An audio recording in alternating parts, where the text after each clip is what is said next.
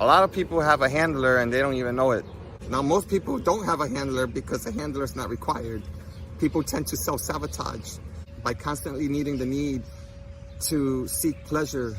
That neurotransmitter called dopamine, it's what enlivens the reward receptors in your brain, in your mind. Those who have been doing the work by purging, by cleansing, by coming home to self, well, I guess I'm speaking to the collective when it comes to these individuals. Many of you have a handler and may not be aware of it.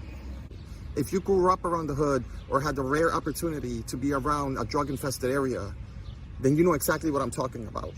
Actually, somebody who grew up in poverty and in the way that I just mentioned, have a better chance of receiving or achieving clarity and bridging the unknown with the known. Apparently, there are people who think freely, feel freely, that they could never have a handler. However, what if I was to tell you that a handler is assigned to you? Meaning that if you not only have a mind to think, but a heart that guides you along your path, and that is your power. And if your power is to attract others who are like-minded by nature, and you don't even bat an eye. It's just how it's been your whole life. You must trust that for the very least, you've been tagged since birth. You've been probably tagged since before you chose to incarnate and when you chose your parents to incarnate here, because quite possibly both your parents were tagged, which is why you took on this mission. See, in the entertainment business, it's like black and white. It's quite simple. Most people are assigned a handler and call it a contract. They dance in our faces on TV, obviously not calling it that, offering a way by showing it to us in one way or another, most commonly in the entertainment business. But again, we're speaking about the pleasure zones, the reward zones, people who you may look up to, people who you may not even like, but you follow yourself sponging and receiving the news, or possibly being annoyed and angry that you see and notice that they have a handler and you quite possibly could not have one. See, that's exactly how they have you. As they continue to assign handlers in the lives of others, and as people are freeing themselves or attempting to free themselves from a handler. Again, a handler could be your spouse, it could be your family member, it could be a sibling, it could be a friend, but it goes much deeper than that. And I'm speaking about this because you don't have to go into the rabbit hole. It's not necessary. Going back to the hood, I've had the rare opportunity of being born in Paterson, New Jersey. I went to the school, Eastside High School, home of the mighty Ghosts. If you ever seen the movie Lean On Me, that was my high school. And that movie wasn't made for great reasons. It became famous for other reasons, especially drug-infested neighborhoods or drug-infested schools.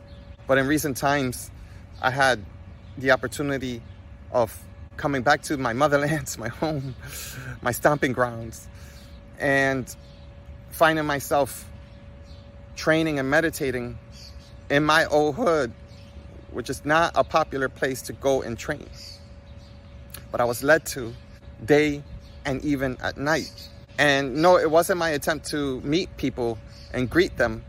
It just where I felt where I needed to make sacred connections that I guess that could only be understood by me. But in doing so, over time, I started to become approached by old heads that run the neighborhood. And just like the military, they all have titles, they have labels. There's seers, there's watchers, there's people who initiate.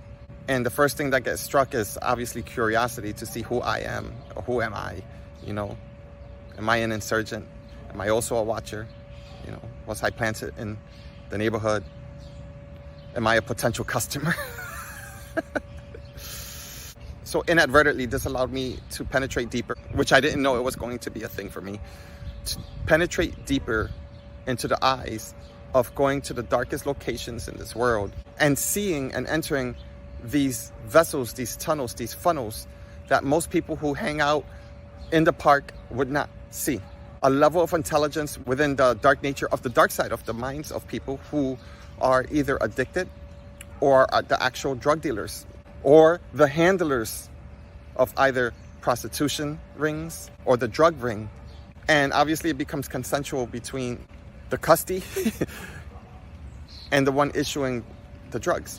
Now the money's really made when the relationship is formed and a family is formed And there becomes a profound community, which is a win-win between the drug dealer and the person that needs and requires drugs, especially when the person is not working and they have to rely on prostitution or panhandling or side jobs. You feel what I'm saying? And then now you have the banking system.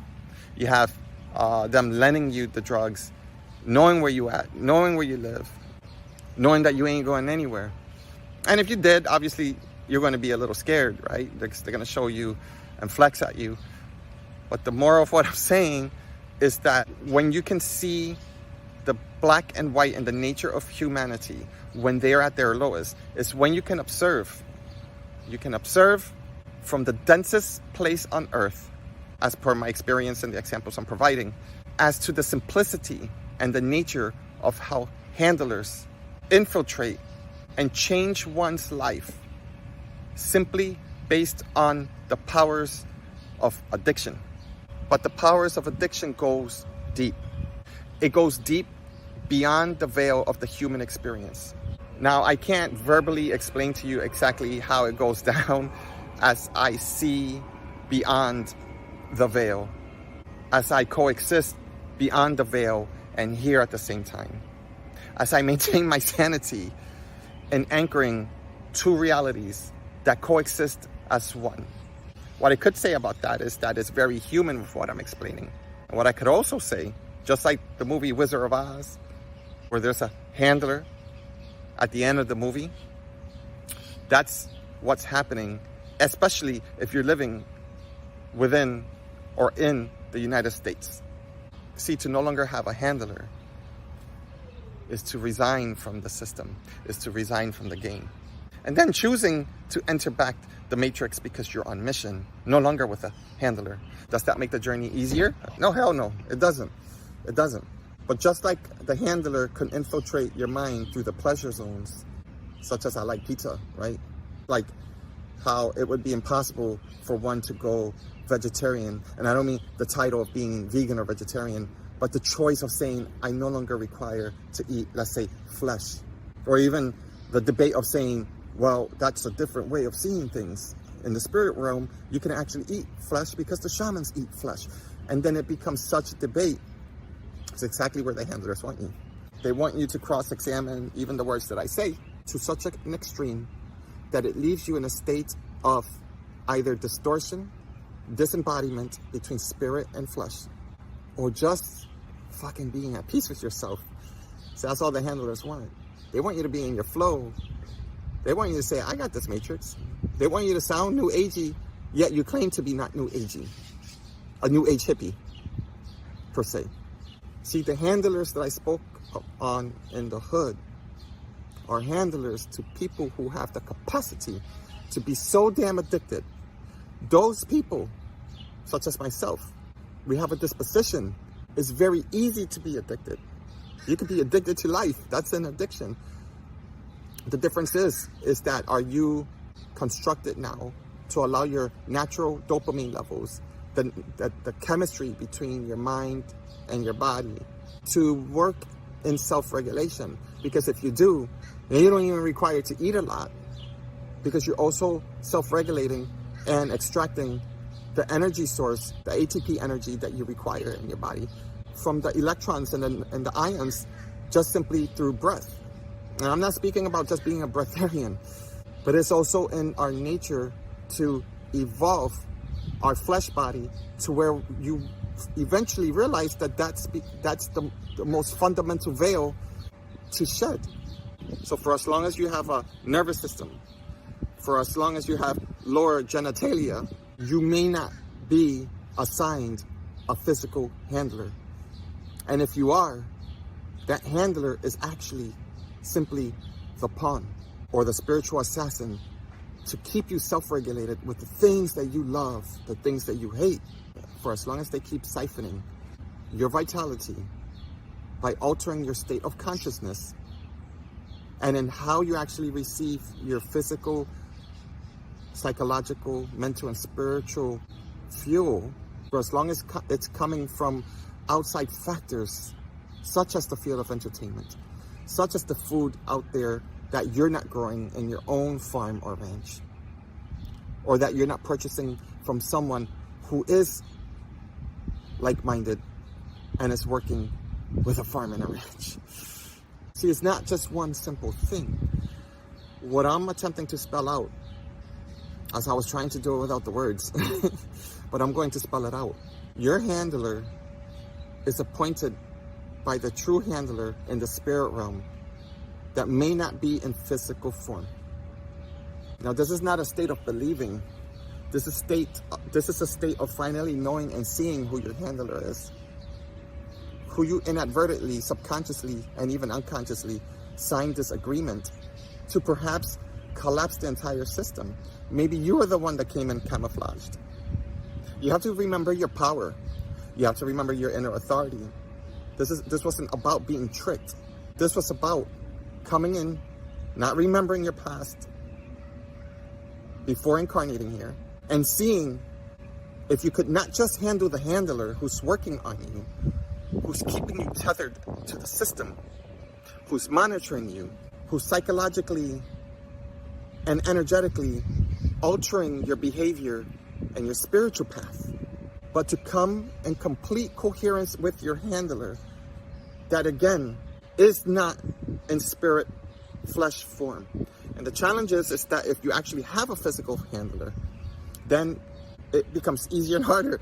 The work is that you have to see that that individual is not going to hold themselves accountable when you face them one-on-one and when you start speaking to them.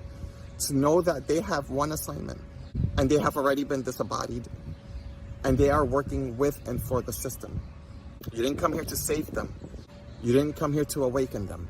You came here to graduate from them by allowing them to simply be the mirror to something much larger, much organized, much more intelligent, and much, much, much more ancient than meets the eye. There are organizations that have agreed to this ancient technology of the handler that you will never be able to see because it's not an individual. And the challenge is, can you go to your old life once again, not saying that you should, and realize that that older version of you no longer exists, no longer being tethered to that person? Are you complete? Every day complete? Every day fulfilled? Whether you have money in your pocket or whether you don't. Whether you have a home, whether you don't. Can you not only believe in Source or serve Source, but can you allow yourself to be in complete coherence and being fed by the light from within? Hence, you have no choice but to illuminate who you are. See, it's not a state of action. It's a state of existing and being. And all circumstances outside of you, as they start to hone in on you, this is when you know you're doing it right. It's going to get louder. The war's going to come at you. If you have a TV, it's going to get crazier. If you have friends, shit's just going to get illogical. Can you walk this earth freely without speaking to a single soul, without any attachments, and follow your heart, follow your bliss in the moment, and seeing what the universe, what Source is unfolding right in front of you every single day, in the moment? Can you do that unapologetically and being in constant awe? See, that's when the reward pleasure zones and your dopamine starts to be reprogrammed, where you live high and it becomes your normal. And when you do that, factions that exist will test the living fuck out of you. You're not here to turn the table. You're not here to just flip the table. You're here to burn every fucking thing down and allow the ashes to rebirth something new.